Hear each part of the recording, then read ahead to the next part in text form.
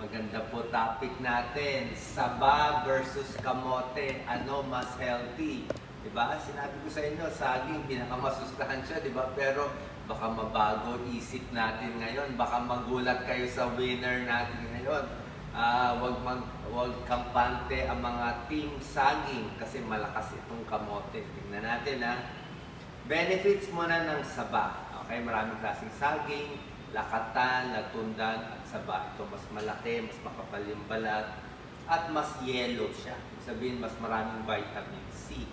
Ang latundan, halos walang vitamin C. So, meron siyang A, B, C, dietary fiber, and iron. Ang favorite nating nilagang saba. Okay. Maganda pa rin sa tiyan, tulad ng regular saging. Di ba sinabi ko sa inyo, maganda sa ulcer, pag nagtatae, good for digestion, pag nagugutom, maganda yan, saging. Good for metabolism, di ba yung mga tennis players, saging kinakain, kapatid ng saba. Maraming vitamin B for energy, may starch, may magandang sugar. Prevents stroke ang saging. Meron talaga pag-aaral yung mga saging na good na prevents stroke, prevents asthma, mataas siguro yung potassium, maganda sa puso, marami din siyang vitamin B, papakita ko mamaya. Good for circulation, may konting iron din siya, ang saba. Boost immunity, meron din siyang konting vitamin C. Okay. Pero pinakagusto ko sa saging yung potassium, syempre. Sa blood sugar level, sa diabetic, pwede rin ang saba. Medium glycemic index siya. Oo, pwede siya. Hindi siya bawal. Isang peraso, pag-control yung blood sugar, hindi siya bawal. Ang takot nga tayo sa diabetes, patatas. Kahit yung mga patatas lang. Patatas sa pinakamataas na pampataas ng blood sugar nyo o mga pakwan, mga mangga, mga grapes, lagot tayo. Kahit orange, taas yan sa blood sugar. Pero ito, medium, pwede. Diba? Kasi hindi naman siya ganun katamis. Sa buntis, meron siyang folic acid. Bawas risk for asthma, lalo na sa mga bata. Sinabi ko sa inyo, diba? Stroke and asthma. So, saba, good for energy. Recommended sa mga mahilig uminom ng alak. Pwede ito sa inyo. Yung mga manginginom na asawa dyan, paglasing, kumain ito, kailangan nyo to kasi babagsak yung katawan nyo. Yung malakas manigarilyo, pwede rin daw to. Nicotine withdrawal, no? Yung vitamin B para sa mga nagwi-withdraw sa sigarilyo at alak. Perfect ito sa mga smoker natin. B6 sa mga buntis, pwede rin.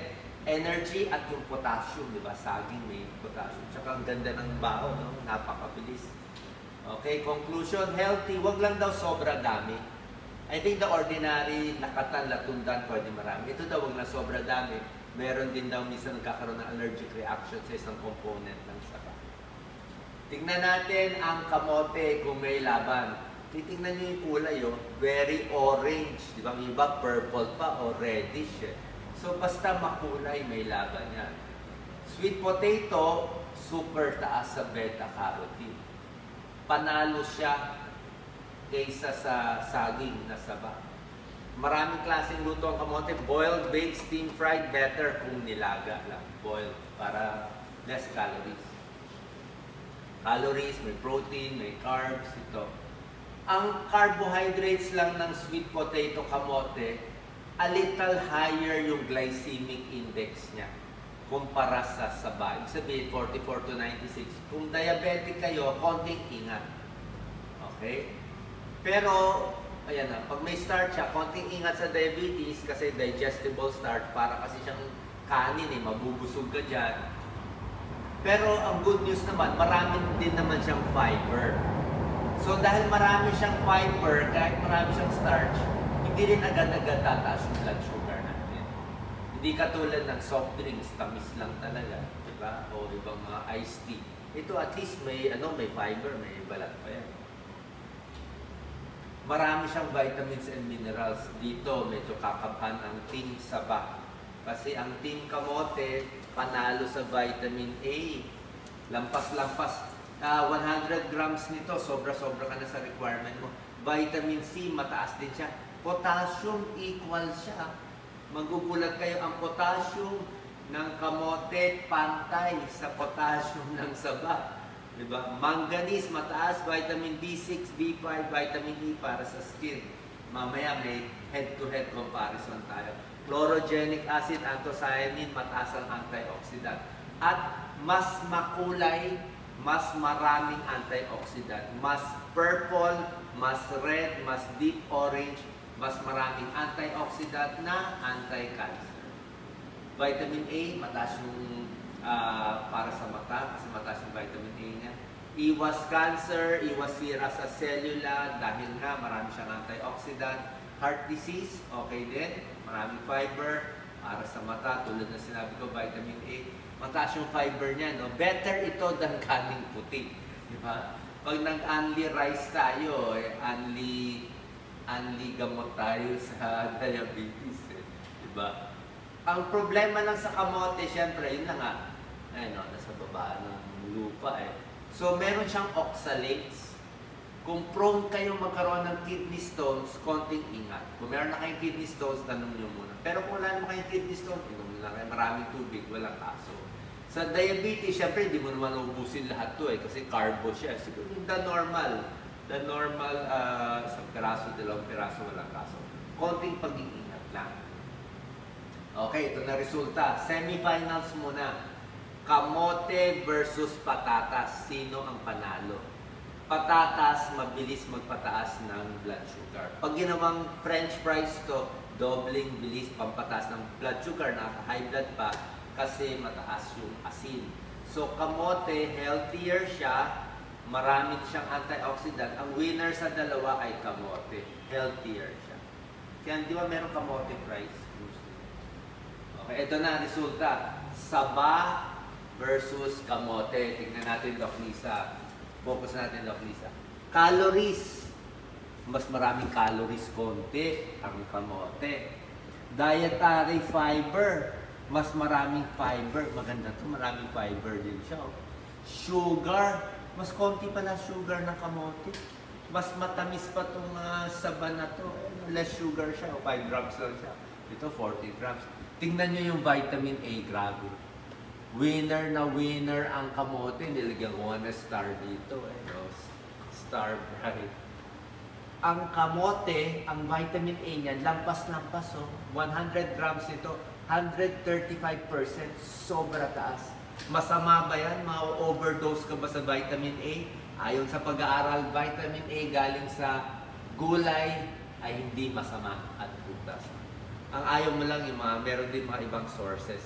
Yung kung tableta, ayaw mo, pero ito pagkain to, o kaya, dilinaw mata mo yan.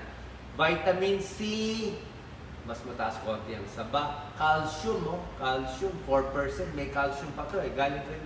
Kasi sa lupa, may calcium siya, may iron siya, panalo. Potassium niya, magugulat ka, patas. Napantayan ng kamote, isip natin pag potassium, saging, di ba? Potassium pala. Kamote din, no? At tingnan nyo, sa B1 and B5, panalo ang kamote. Ang B6, panalo ang saba. Sa copper, sa manganese, phosphorus, and zinc, panalo pa rin lahat ang kamote. Pero meron din, hindi naman nagpapatalo ang saba, pero mas konti lang siya.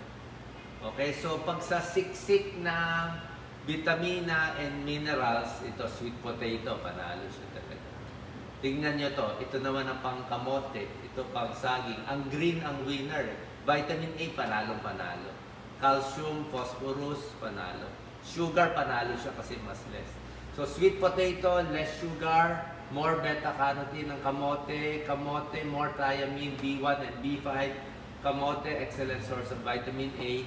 So kahit paborito ko ang saging, base dito sa pag-aaral, mukhang panalo sa vitamins and minerals ang kamote. Pero, siyempre, hindi natin iwan ang saba. Ang saba kasi naman, ang bilis ibahon, ang bilis lutuin. Diba? Pwede mong dalhin kahit saan, very convenient. Dahil mabilis ibaon, tsaka hindi messy. Kaya marami ka rin naman makukuha itong mga naka-check, napakaganda. Ito naman kasi, masarap na, mas healthy, kailangan lalaga mo pa, may plato ka pa, may baho ka pa. medyo mas mahirap lang siya kainin. Okay?